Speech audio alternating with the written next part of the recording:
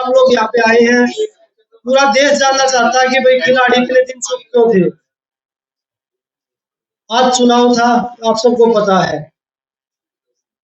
आप जब हम जनवरी में आए थे तो पूरा प्रकरण आप लोगों ने देखा था। उसके बाद ओवरसाइड कमेटी बनाई गई। उसमें जो ओवरसाइड कमेटी में 18-20 लड़कियों ने बयान दिए थे अपने। उसके बाद खेल मंत्री जी ने ऑन कैमरा बोला था, मीडिया के सामने बोला था कि ब्रजभूषण और उससे जुड़ा हुआ कोई भी इंसान WFI में नहीं आएगा। लेकिन आज दुर्भाग्य है, हमने दोबारा उसमें कमेटी 21 दिन वेट किया, 2 महीने वेट किया, 3 महीने वेट किया, कुछ नहीं हुआ। हमने दोबारा प्रोटेस्ट चालू किया, वो भी आप लोगों ने खूब देखा, पूरे देश ने देखा। हम सिर्फ सच्चाई की लड़ाई लड़ रहे थे, हम बहन बेटियों की लड़ाई लड़ रहे थे। जो उनके साथ शोषण हो रहा था उसकी लड़ाई लड़ रहे थे। नहीं तो हम भी एक्टिव खिलाड़ी थे, हम भी देश के लिए मेडल जीत रहे थे। बहुत सारे लोग बोल रहे कि ये तो खत्म हो चुके थे। करंट में 2022 में जो कॉमनवेल्थ गेम्स में गोल्ड आया था 3 का। उसके बाद वर्ल्ड चैंपियनशिप में कितने मेडल एक बार देश में देख लीजिए। उसके बाद दोनों का, मेरा रोविनेश का वर्ल्ड चैंपियनशिप में मेडल आया था। तो मुझे नहीं लगता कि भाई बेटियों को न्याय मिलेगा, क्योंकि जिस हिसाब से पूरे तंत्र ने काम किया है, बेटियों को तोड़ने का काम अभी भी चल रहा है। आज WFI के चुनाव देख लिया आपने, उसी का आदमी बना है। उसके बावजूद जब खेल मंत्री जी के सामने 15-20 लड़कियों ने अपने आप बीती बताई थी, आज 6 लड़कियां में भी तोड़ने पे पूरा जोर लगाया जा रहा है। आज तो WFI के चुनाव में किया है, धीरे धीरे उसको कोर्ट से भी बरी करवा देंगे, मुझे लग रहा है जो। लेकिन फिर भी हमें भरोसा है न्यायपालिका पर, क्योंकि मुझे लगता है कि जो हमारे देश में न्याय बचा है वो सिर्फ न्यायपालिका में ही बचा है। तो हमें अब भी उससे उम्मीद है, माननीय सुप्रीम कोर्ट से, माननीय दिल्ली हाई कोर्ट से। तो हमें लगता है कि हमें जो बहन बेटियों को जो न्याय की लड़ाई है, जो आने वाली जो हमारी पीढ़ी है ना, हमने जो लड़ाई लड़ी, मुझे लगता है कि आने वाली 1-2 पीढ़ियों को और लड़नी पड़ेगी।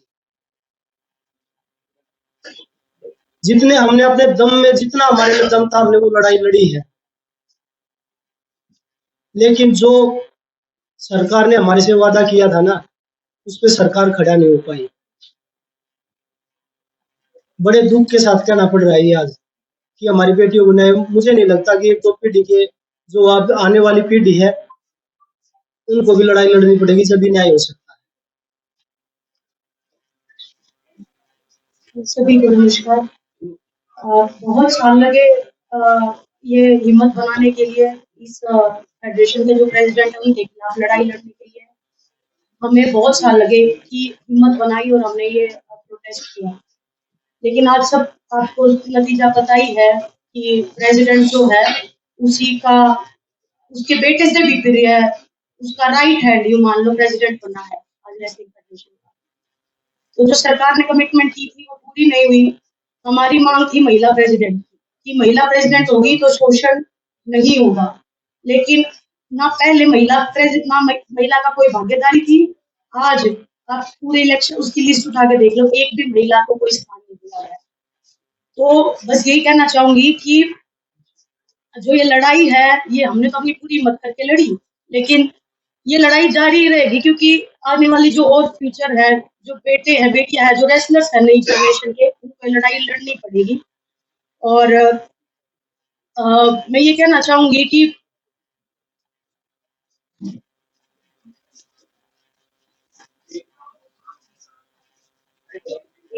आप सबको पता है कि हम जैन में आए थे, लेकिन मैं एक बात आपको बताना चाहती हूँ कि हमने जब हर तरीके से कोशिश कर ली थी, उसके बाद हम दिल्ली की सड़कों पे आके बैठे थे।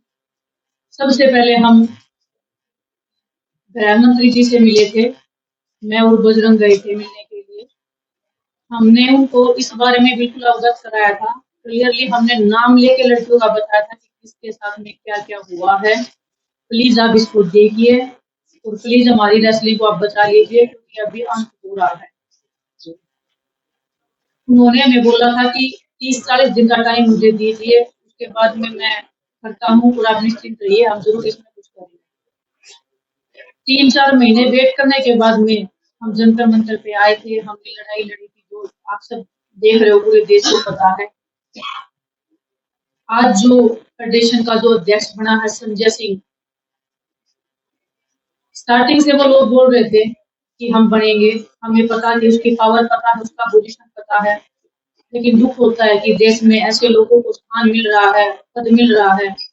बड़े का राइट हैंड है, उसके बेटे से भी ज्यादा खास है, उसको प्रेसिडेंट में आना मतलब आने वाली लड़कियों का जो भविष्य है, उनको फिर से शोषण का शिकार होना पड़ेगा। और जो चीजें पर्दे के पीछे होती आई हैं वो खुले में होगा। और दुख होता है हमें इस बात का कि हम इतनी लड़ाई लड़के भी हम कोई सुधार नहीं कर पाए हमारी रेसलिंग में। आने वाले बच्चों के भविष्य के ये जो हम लड़ाई लड़ रहे थे उसमें हम कामयाब नहीं हो पाए। हमें नहीं पता हमारे देश में न्याय कैसे मिलेगा। सड़क से लेके रेसलिंग मैच से लेके बंद कमरों से लेके हमने हर किसी को अपनी बात बताई है।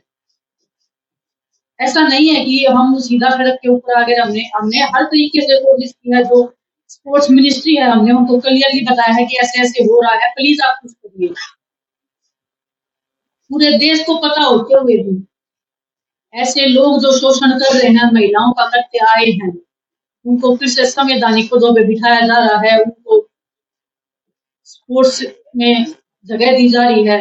जो एक महिला थी, हमें उम्मीद थी कि कोई महिला आएगी, आने वाली जो बच्चियां हैं वो एक संतुष्टि फील करेंगी कि एक महिला है, उनको भी एक हौसला मिलेगा कि हाँ कि हम अभी सेफ हैं।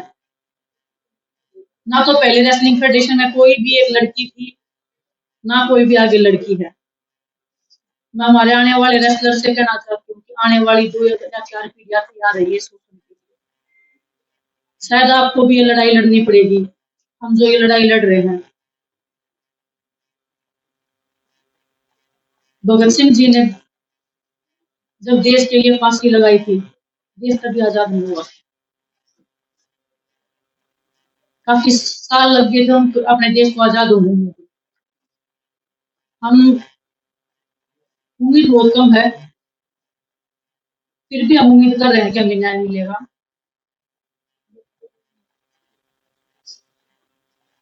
लेकिन बड़ी दुख की बात आज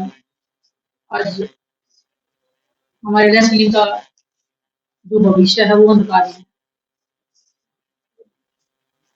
हमें नहीं पता कहाँ पे अरदास होती है, किसके सामने जाके हम अपना दुख बताएं।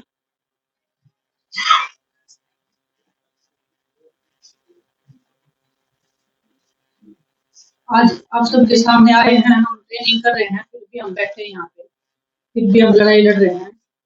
उम्मीद कर रहे हैं कि वो आप लोग ये हम जगह पाए।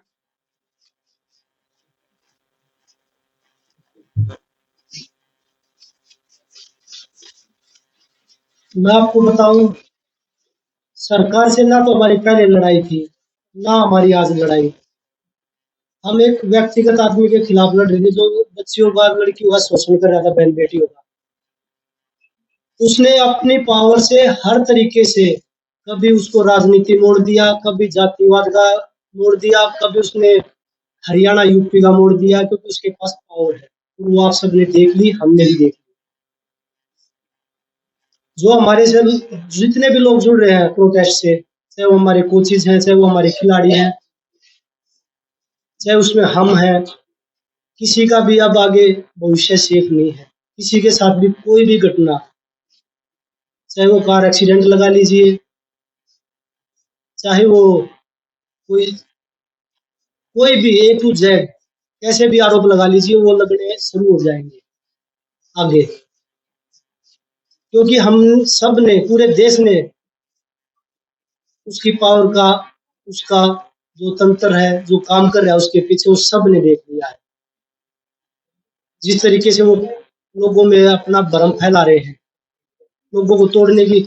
जब 20 लड़कियां स्टार्टिंग में आई थी, उन्होंने 6 छोड़ी, उनके भी पीछे एक एक करके सबको तोड़ने लग रहे हैं। तो इससे बुरा दौर क्या होगा देश के लिए। और मुझे नहीं पता वो न्याय की दिनेश भी बोल रही थी, साक्षी बोल रही थी, कब मिलेगा ये लड़ाई। चलो हम लड़े, हम नहीं जीत पाए, लेकिन ये लड़ाई किसी न किसी को, जो आने वाले पीढ़ी में उनको भी किसी न किसी को लड़नी पड़ेगी। दिनेश ने बताया भगत सिंह को जब फांसी हुई थी, उसके 20-25 साल बाद हमें आजादी मिली थी, लेकिन पता नहीं कुश्ती से आजादी हमें कब मिलेगी।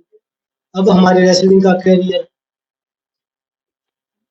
हमें नहीं लगता कि आगे हम रेसलिंग कर पाएंगे या नहीं कर पाएंगे, क्योंकि जब उसी के लोग आ रहे हैं,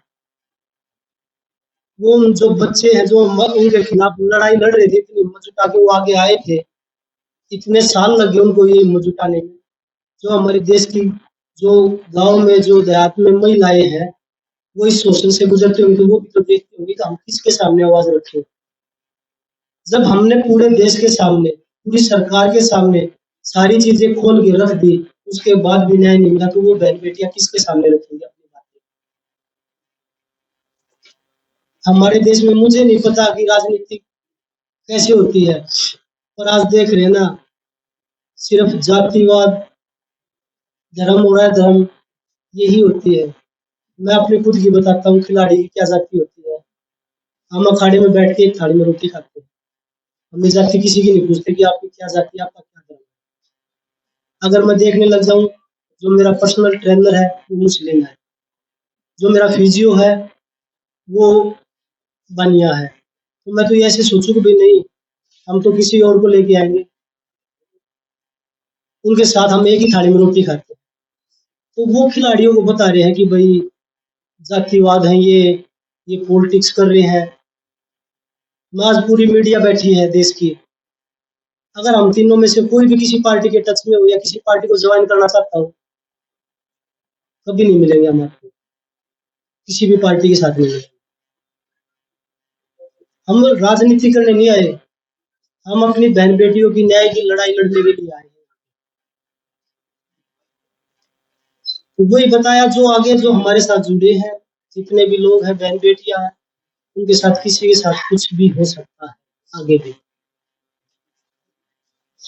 अंत में हम तो 40 दिन सोए रोड में, लेकिन मैं सभी तमाम देशवासी जो भी हमारे प्रोटेस्ट में आए, दूर दूर से आए, बूढ़ी महिलाएं आई, बहुत सारे लोग ऐसे आए जिनके पास खाने कमाने के लिए नहीं है, फिर भी हमें सपोर्ट करने आए। हम नहीं जीत पाए, पर आप लोगों का बहुत बहुत धन्यवाद। और एक बात और कहना चाहूंगी कि लड़ाई लड़ी, पूरे दिल से लड़ी, लेकिन अगर प्रेसिडेंट ब्रिजभूषण जैसे आदमी जैसा ही रहता है, उसका बिल्कुल सही होगी है, उसका बिजनेस पार्टनर है, वो अगर इस फेडरेशन में रहेगा, तो मैं अपनी कुश्ती को त्यागती हूँ और मैं आज के बाद कभी भी आपको मानेंगे। तो बस सभी देशवासियों को धन्यवाद जिन्होंने आज तक इतना मेरा सपोर्ट किया और मुझे इस मुकाम तक पहुंचाया।